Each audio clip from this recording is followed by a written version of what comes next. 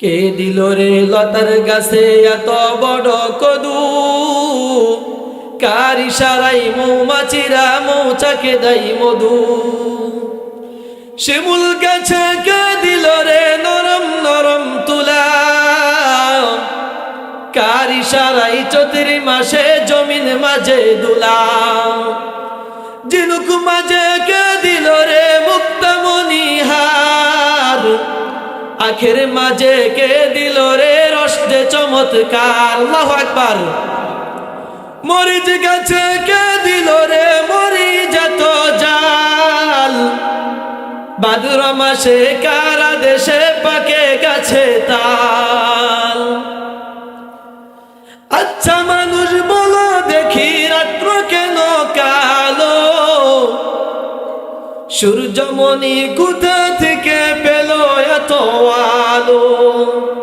এই পশু পাখি কই না কথা মানুষ কেন কয়? এই পশু পাখি কই না কথা মানুষ কেন কয়? আচ্ছা মানুষ বলো দেখি কেমন করে হয়? আল্লাহু আকবার। দুধ কেন এত সাদা, মরিচ কেন জাল? আমগুলো সব পাকলে পড়ে কেমনে হয় তালাল? ডিমগুলো সবই একই রকম, পার্থক্য নাই মুটেও। সাদা কালো বাচ্চাগুলো কেমন করে ফুটে? আমরা সবাই বাস করি বা এই দুনিয়ার রঙ্গে, হাতের লেখা মুখের চেহারা মিলে না কারো সঙ্গে। এই আর মিলে না গলার কণ্ঠ বিদ্যাঙ্গুলের টিপ। আল্লাহ তাআলা একজন আছেন, প্রমাণ হলোই ঠিক। কথা বলেন ঠিক কিনা? ওরে নবীর উম্মতের দল, আল্লাহ জানিয়ে দিলেন, ওরে নবীর উম্মতের দল, আমি আল্লাহর কোন নিয়ামতটাকে তুমি অস্বীকার করবে? আমি আল্লাহ তোমার দুনিয়ার জীবন চলার জন্য, তোমার 3.5 হাত বডিটা দুনিয়ায় চলার জন্য আমি আল্লাহ সুবহানাহু ওয়া তাআলা প্রত্যেকটা নিয়ামত দ্বারা ভরপুর করে দিলাম। ও বান্দা, আমি আল্লাহ তোমাকে নিয়ামত দিয়েছি, আমি আল্লাহর নিয়ামত খাচ্ছ বান্দা। আমি আল্লাহর নিয়ামত খাওয়ার পর আমি আল্লাহকে ভুলে যাচ্ছ বান্দা। আমি আল্লাহকে বলে শয়তানের গোলামি শুরু করে দিয়েছো। আমি আল্লাহর নাফরমানি শুরু করে দিয়েছো বান্দা। ও বান্দা, আমি আল্লাহ তোমাকে নিয়ামত দান করেছি। আমি আল্লাহর নিয়ামত খাইবে, নিয়ামত উপভোগ করবে, আর আমি আল্লাহর আনুগত্য করবে। আজকে আমরা মানুষ হয়ে আল্লাহর আনুগত্য বাদ দিয়ে দিয়েছি, শয়তানের গোলামি শুরু করেছি। কথা বলেন ঠিক কিনা? আল্লাহর গোলামি বাদ দিয়ে আজকে দুনিয়ার মুখে পড়ে, দুনিয়ার মোহে পড়ে নেতার গোলামি শুরু করে দিয়েছি। কথা বলেন ঠিক কিনা?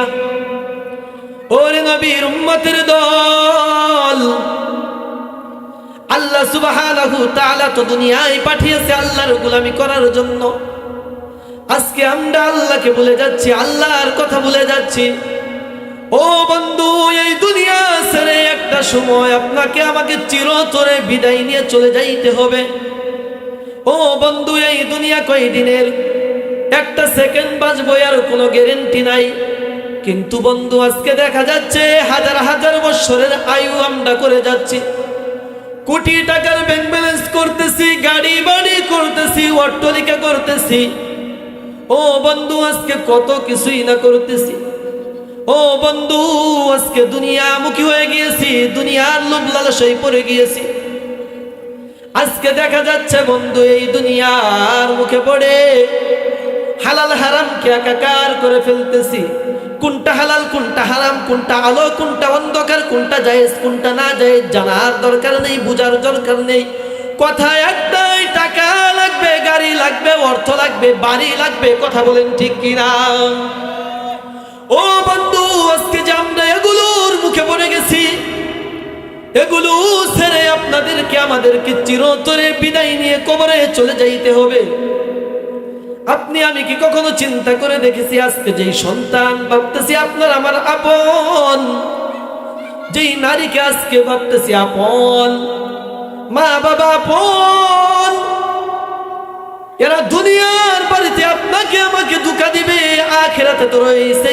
আখিরাতের কথা আমরা সহজেই বিশ্বাস করতে চাই না।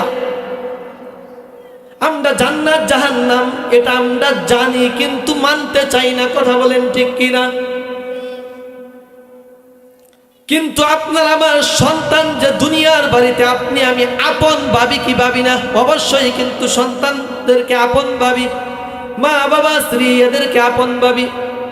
ও বন্ধু, আমার কথাগুলো গভীর মনোযোগ দিয়ে শুনবেন। এই যে বন্ধু, আজকে আপনি হালাল হারামকে একাকার করে যেই সন্তানের জন্য ব্যাংক ব্যালেন্স করতেছেন, অট্টালিকা করতেছেন, যেই নারীর জন্য আজকে আপনার এত আয়োজন, এত টাকা, এত পয়সা, ও বন্ধু আল্লাহ না করুন আজকে রাত্রিতে যদি আপনার আমার মৃত্যু এসে যায়, আজকে রাত্রিতে যদি মৃত্যু এসে যায় রে বন্ধু, আপনার স্ত্রীর সাথে একসাথে থাকা অবস্থায় এক বিছানায় যদি মৃত্যু এসে যায়, আপনার স্ত্রী যদি জানতে পারে যে আমার আদরের স্বামীটা মারা গিয়েছে, ও বন্ধু সুন্নিয়ার মুসলমান বিশ্বাস করুন, যে স্ত্রী আপনাকে ছাড়া একটা রাত কোথাও থাকতে চাইতো না, সেই স্ত্রীটা যখন জানতে পারবে আপনি মৃত্যুবরণ করেছেন, আপনার স্ত্রীটা শোনা মাত্র চিৎকার দিয়ে উঠবে, কে কোথায় আছো, আসো গো, আমার স্বামী আর বেঁচে নাই, আমার স্বামীকে বিছানা থেকে নামাও। ও বন্ধু, সেই স্ত্রীকে যদি বলা হয় তোমার স্বামী কত আদর করেছে, যত্ন করেছে, তোমার জন্য মাথার ঘাম পায়ে ফেলে কামাই রোজগার করেছে, ও স্ত্রী তোমার স্বামীকে নিয়ে তুমি আজকের রাতটা এক বিছানায় কাটিয়ে দাও। ও বন্ধু, সেই স্ত্রী বলবে না না না, আমার দ্বারা সম্ভব না, আমি ভয় পাচ্ছি, আমাকে এখান থেকে নামিয়ে নাও, আমি থাকতে পারবো না, আমার স্বামীকে বিছানা থেকে নামাও। ও বন্ধু, সেই স্ত্রী দুনিয়ার বাড়িতে আপনাকে তাড়াতাড়ি তার কাছ থেকে সরানোর জন্য প্রস্তুত হয়ে যাবে। ও বন্ধু, শুধু তাই নয়, আপনার সন্তানগুলো জানতে পারবে আপনি বাবার দুনিয়ার বাড়িতে বেঁচে নাই, আমি বাবা হিসাবে দুনিয়ার বাড়িতে আর বেঁচে নাই। সন্তানগুলো চিৎকার করবে, বাবার নাই, বাবা চলে গিয়েছে। সন্তানগুলো চিৎকার করবে আর কান্না করবে। আত্মীয় স্বজনদেরকে নিয়ে সন্তানগুলো তাড়াতাড়ি কাফন দাফনের ব্যবস্থা শুরু করে দিবে। ও বন্ধু, একদিন দুই দিন সন্তানগুলো আপনার কথা মনে করে কান্না করবে। যখন বন্ধু এক সপ্তাহ দুই সপ্তাহ হয়ে যাবে, ও বন্ধু মনে রাখবেন, প্রথম দিন যেইভাবে কান্না করেছে আর ওরকম ভাবে কান্না করবে না। বাবার কথা মনে হবে, একটু মনের মাঝে কষ্ট পাইবে, কষ্ট বিরাজ করবে। 1 মাস 2 মাস 6 মাস হয়ে যাবে, বাবার কথা মনে হলে একটু আফসোস হবে। এই যে বাবা মাথার ঘাম পায়ে ফেলে কোটি কোটি টাকা, লক্ষ লক্ষ টাকা সন্তানের জন্য ব্যাংক ব্যালেন্স করে গেল, কখনো সন্তান বলবে না বাবা যে এত লক্ষ টাকা আমার জন্য ব্যাংক ব্যালেন্স করে রেখে গেল, আমি বাবার জন্য কিছু টাকা মাদ্রাসা মসজিদে দান সদকা কইরা দিই। সন্তান কখনো বলবে না। সন্তান কখনোই বলবে না বাবার জন্য একটু দোয়ার আয়োজন করি। সন্তান কখনো বলবে না বাবা চলে গিয়েছে, বাবা অনেক টাকা পয়সা রেখে গিয়েছে, কিছু টাকা বাবার জন্য খরচ করে ফকির মিসকিনদের জন্য খানা পিনার ব্যবস্থা করি। ও বন্ধু, সন্তানগুলো কখনোই করবে না। 6 মাস হয়ে যাবে, 1 বছর হয়ে যাবে, সন্তানগুলো আপনি বাবা আপনাকে বলে যাবে। এমনকি বাবা আপনি বিশ্বাস করুন, যখন আপনার 6 বছর 5 বছর 3 বছর হয়ে যাবে, একটা সময় আপনি বাবা হিসাবে আপনাকে সন্তানগুলো কোথায় কবরস্থ করেছে, আপনার কবরের কথাটাও সন্তান বলে যাবে। এই যে বাবা, এটা বলার কারণ হলো আপনি বাবা হিসাবে সন্তানদেরকে দেখিয়েছেন, হালাল হারামকে একাকার করে টাকার পিছনে দৌড়িয়েছেন। আপনার সন্তান চিন্তা করবে, আমার বাবা আমার জন্য 10 লক্ষ টাকা ব্যাংক ব্যালেন্স করে রেখে গিয়েছে। কমপক্ষে আমাদের সন্তানগুলো চিন্তা করবে, আপনাদের সন্তানগুলো চিন্তা করবে, যেহেতু আমার বাবা 10 লক্ষ টাকা ব্যাংক ব্যালেন্স করে রেখে গেছে, কমপক্ষে আমাদের সন্তানদের জন্য আমাদেরকে 50 লক্ষ টাকা ব্যাংক ব্যালেন্স করতে হবে। ও বন্ধু, তারপর আপনার সন্তান চলে যাবে, আপনার নাতিগুলো চিন্তা করবে, আমার বাবা চলে গেছে আমাদের জন্য 50 লক্ষ টাকা ব্যাংক ব্যালেন্স করে, আমাদের সন্তানদের জন্য কমসে কম 1 কোটি টাকা ব্যাংক ব্যালেন্স করতে হবে। ও বাবা, আপনি বিশ্বাস করুন, এই যে একটা হারামের সূচনা শুরু হয়ে গেল। এই যে আপনি প্রাথমিক অবস্থায় বাবা হয়ে 10 লক্ষ টাকা ব্যাংক ব্যালেন্স করে হালাল হারাম একাকার করে সন্তানের জন্য 10 লক্ষ টাকা শুরু করে দিলেন। এই যে 10 লক্ষ টাকা দিয়ে হারামের সূচনা আপনি বাবা হয়ে শুরু করে দিলেন, যতদিন পর্যন্ত এই কিয়ামত পর্যন্ত এই হারামের সূচনা বাড়তে থাকবে, বিস্তার করতে থাকবে। আপনি একদিন থাকবেন না, আমি একদিন থাকবো না, কিন্তু বাবা এই যে 10 লক্ষ হালাল হারাম দিয়ে আপনি শুরু করে দিলেন, যত কোটি হতে থাকবে আপনি চলে যাবেন, কিন্তু সদকায়ে জারিয়া আপনার কবরে গুনাহ যাইতেই থাকবে, নাউযুবিল্লাহ। আর আপনার কবরে আযাব বাড়তেই থাকবে। ও বন্ধু, শুধু তাই নয়, যদি আজকে আপনার একটা সন্তানকে আপনি দ্বীনের শিক্ষা দেন, কুরআন হাদিসের শিক্ষায় শিক্ষিত করুন, কুরআন হাদিস শিক্ষা দেন, আপনার একটা সন্তানকে আপনি যদি হাফেজ বানান, কুরআনুল কারীমের হাফেজ বানান, আলেম বানান, বন্ধু এই যে আপনার একটা সন্তানকে আপনি হাফেজ বানালেন, এই যে আপনার একটা সন্তানকে আপনি বানালেন, কমপক্ষে আপনার একটা সন্তান হাফেজ হওয়ার পর কমপক্ষে 10 জন সন্তানকে হাফেজ বানাইবে। এই যে 10 জন সন্তান হাফেজ হলো, 10 জন থেকে কমপক্ষে আবার এক একজনে 10 জন করে 100 জনকে বানাইবে। 100 জন থেকে 10,000, 10,000 থেকে 1 লক্ষ, 2 লক্ষ। এই যে বাবা, আপনি বাবা হয়ে একটা সন্তানকে হাফেজ বানাইলেন, আপনার সন্তানটা হাফেজ বানাইলেন, আপনি দুনিয়া থেকে বিদায় হয়ে চলে গেলেন, কিন্তু আপনার সন্তান এই যে 10 জনকে বানাইলো, যতদিন পর্যন্ত 10 জন থেকে 100 জন, 10,000, 1 লক্ষ, 2 লক্ষ, কাল কিয়ামত পর্যন্ত যতদিন এই কুরআন হাদিসের প্রচার প্রসার থাকবে, দ্বীনের দাওয়াত থাকবে, আপনি কবরে শুয়ে থাকবেন, আপনার কবরে সদকায়ে জারিয়া এর সওয়াব যাইতেই থাকবে। বলুন সুবহানাল্লাহ। ও ছুটিয়ার মুসলমান,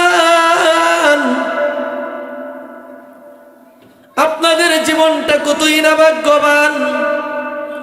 আপনারা এত সুন্দর একটি প্রতিষ্ঠান করেছেন, আল্লাহ আপনাদেরকে কবুল করেছেন, আল্লাহ আপনাদেরকে জান্নাতের একটি রাস্তা দেখিয়েছেন। ও বন্ধু, আল্লাহ এই প্রতিষ্ঠানকে সকল এলাকায়, সকল মহল্লায় কবুল করেন না। অনেক মানুষ টাকা নিয়ে বসে আছে, কিন্তু এরকম দিনই একটা প্রতিষ্ঠান করতে চাচ্ছে, পাচ্ছে না। আল্লাহ আপনাদেরকে কবুল করেছেন। এই প্রতিষ্ঠানে যারা শ্রম দিচ্ছেন, মেধা দিচ্ছেন, টাকা দিচ্ছেন, অর্থ দিচ্ছেন, সময় ব্যয় করতেছেন, এই যে বন্ধু আপনি যে একটু মেহনত করলেন, আল্লাহ সুবহানাহু ওয়া তাআলা ইয়া রাসূল আপনাকে কাল কিয়ামত পর্যন্ত এই মাদ্রাসা যতদিন থাকবে, আল্লাহ সুবহানাহু ওয়া তাআলা আপনার কবরে সদকায়ে জারিয়া সওয়াব দিতেই থাকবেন। ও বন্ধু, শুধু তাই নয়, আপনি বাংলার বুকে খোঁজ নিয়ে দেখুন, যাদের মধ্যে দ্বীন শিক্ষা প্রবেশ করানো হয়, যাদের অন্তরে আপনি দ্বীন শিক্ষা প্রবেশ করিয়ে দিবেন, কোরআনের শিক্ষা ঢুকিয়ে দিবেন। ও বন্ধু, আপনি দুনিয়ার বুকে বাংলাদেশের মধ্যে খোঁজ নিয়ে দেখেন, আজকে যারাই দেশের সাথে দুই নাম্বারি করতেছে, কোন একটা হাফেজ আলেমকে আপনি পাইবেন না। আজকে যারাই জাতির সাথে দুই নাম্বারি করতেছে, কোন একটা হাফেজ আলেমকে আপনি পাইবেন না। যারা আজকে দেশের টাকা বাইরে পাচার করতেছে, যারা আজকে এই সাধারণ মানুষের হাত থেকে লক্ষ লক্ষ টাকা হাতিয়ে নিচ্ছে, কোন একটা আলেমকে আপনি পাইবেন না। খুদার কসম খেয়ে বললাম বন্ধু,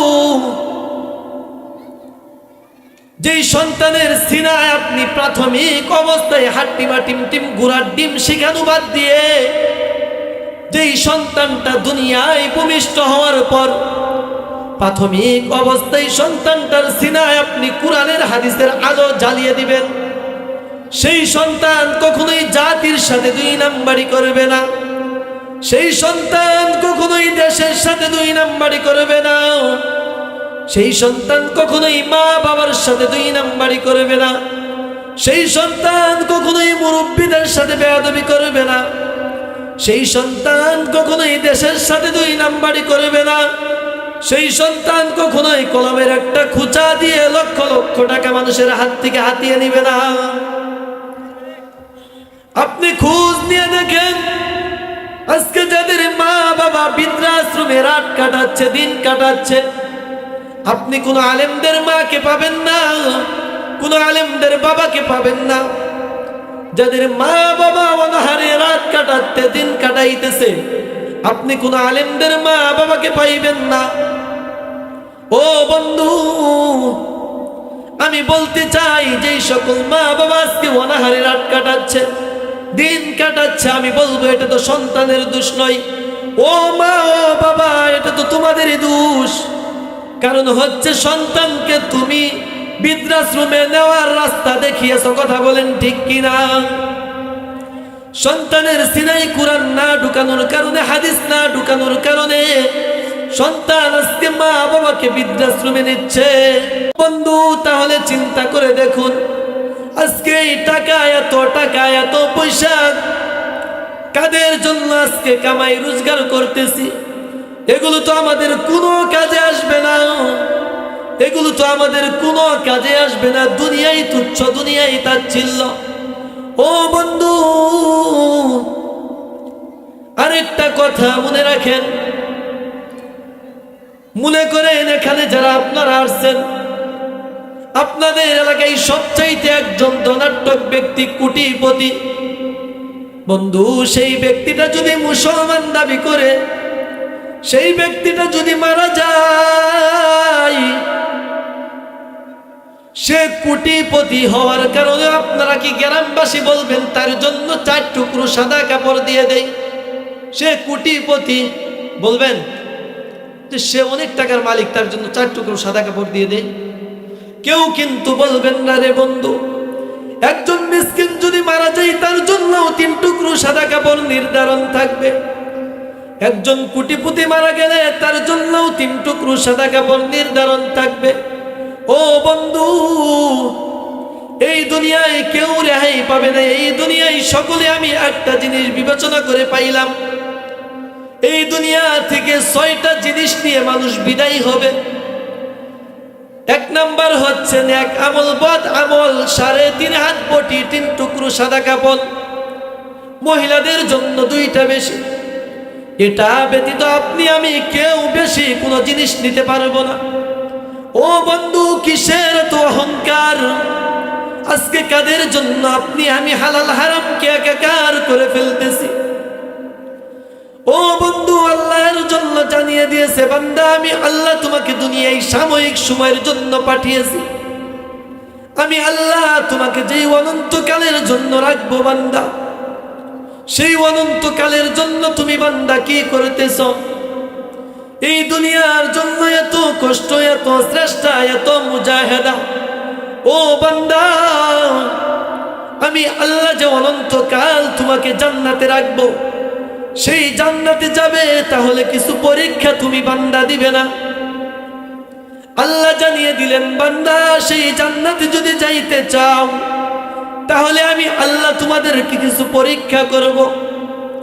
আল্লাহ জানিয়ে দিলেন, ইয়া আইয়ুহাল্লাযীনা আমানু, ইয়া আইয়ুহাল্লাযীনা আমানু, হে ঈমানদারগণ, যখন তোমরা কোনো বিপদে পতিত হয়ে যাও, বিপদে পড়ে যাও, আস্তাঈনু, আমি আল্লাহর সাহায্য চাও। কার সাহায্য চাইতে বলছে? আমি আল্লাহর সাহায্য চাও। বিশ্ববরি 1 নাম্বার আল্লাহ জানিয়ে দিল, ধৈর্য ধারণ করো। 2 নাম্বার সালাহ, নামাজে দাঁড়িয়ে যাও। কার কথা? ইন্নাল্লাহ, নিশ্চয় মা'আস সাবিরিন, আমি আল্লাহ নামাজীদের সাথেই রয়েছি। বলুন সুবহানাল্লাহ। নামাজি এবং ধৈর্যশীলদের সাথেই রয়েছে। ও বন্ধু, আল্লাহ জানিয়ে দিলেন, যখন তোমরা কোনো বিপদের সম্মুখীন হও, আমি আল্লাহর কাছে সাহায্য চাও, ধৈর্য ধারণ করো, নামাজে দাঁড়িয়ে যাও। কিন্তু বন্ধু, হায় আফসোস, আমরা কোনো বিপদে পড়া মাত্রই দুনিয়ার সম্মুখীন হয়ে যাই।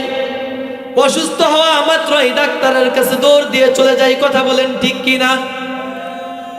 আবার এক শ্রেণীর লোক পাওয়া যায়, যারা অসুস্থ হয় না, একটু দুনিয়ার বিপদে পড়া মাত্রই সেই ব্যক্তিগুলো দুনিয়ার নেতার কাছে দৌড় দিয়ে চলে যায়। কথা বলেন ঠিক কিনা? ও বন্ধু, এই যে আপনি আমি বিপদে পড়া মাত্রই নেতার কাছে দৌড় দিয়ে চলে গেলাম। আল্লাহ বলল, বান্দা কোনো বিপদের সম্মুখীন হওয়া মাত্রই আমি আল্লাহর সাহায্য চাও, ধৈর্য ধরো, নামাজে দাঁড়িয়ে যাও। এই যে আল্লাহর আইনটাকে বাদ দিয়ে নেতার কাছে চলে গেলাম, আল্লাহর চাইতে নেতাকে বড় মনে করলাম। ও বন্ধু, নেতার কাছে যাওয়া মাত্রই আরেকটা অপরাধে লিপ্ত হয়ে গেলাম। নেতার কাছে গেলাম, যাওয়ার পর নেতা বলতেছে,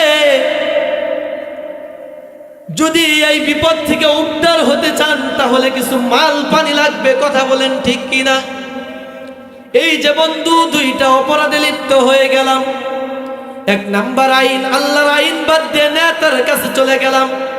আল্লাহ সুবহানাহু ওয়া তাআলা সুদ ঘুষকে হারাম করেছে, নেতাকে গিয়ে ঘুষ দিলাম। এই যে বন্ধু, 2টা অপরাধে লিপ্ত হয়ে গেলাম। আবার আরেক শ্রেণীর লোক পাওয়া যায়, যারা বিপদে পড়া মাত্রই পীর বাবার কাছে দৌড় দিয়ে চলে যায়। কথা বলেন ঠিক কিনা? পীর বাবার কাছে গিয়ে বলে, বাবা বিপদে পড়েছি, উদ্ধার করো বাবা। ও বন্ধু, আবার কিছু শ্রেণীর লোক আছে, বাবা ইন্তেকাল করেছে, মারা গিয়েছে, বাবা মইরা গিয়েছে, কোনো কথা নাই, বাবার কবরের প্রথম গিয়ে একটা সেজদা মেরে দেয়। ওইখানে তো সুবহান রাব্বিয়াল আলা বলার সুযোগ নেই। বলে, বাবা বিপদ থেকে উদ্ধার করো, বাবা বিপদে পড়েছি। কথা বলেন ঠিক কিনা? ও বন্ধু, এই যে আল্লাহ বলল, বান্দা তুমি বিপদে বললে আমি আল্লাহর সাহায্য চাও, কিন্তু আল্লাহর আইন বাদ দিয়ে পীর বাবার কাছে দৌড় দিয়ে চলে গেলাম। ও বন্ধু, আল্লাহ জানিয়ে দিলেন, যারা আমি আল্লাহর সাথে শিরক করবে, আল্লাহ জানিয়ে দিলেন, বান্দা যদি তুমি আমি আল্লাহর সাথে শিরক করে ফেলো, তাহলে তুমি যত ইবাদতই করো না কেন, আমি আল্লাহ সকল ইবাদতকে বাতিল ঘোষণা করলাম। কার কথা?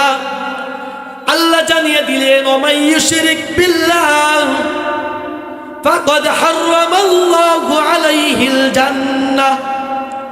যারা আমি আল্লাহর সাথে শিরক করলো, ওমাই ইউশরিক বিল্লাহ, যারা আমি আল্লাহর সাথে শিরক করবে, ফাকাদ হারামাল্লাহ, আমি আল্লাহ হারাম করে দিলাম, জান্নাতটাকে তাদের জন্য হারাম করে দিলাম।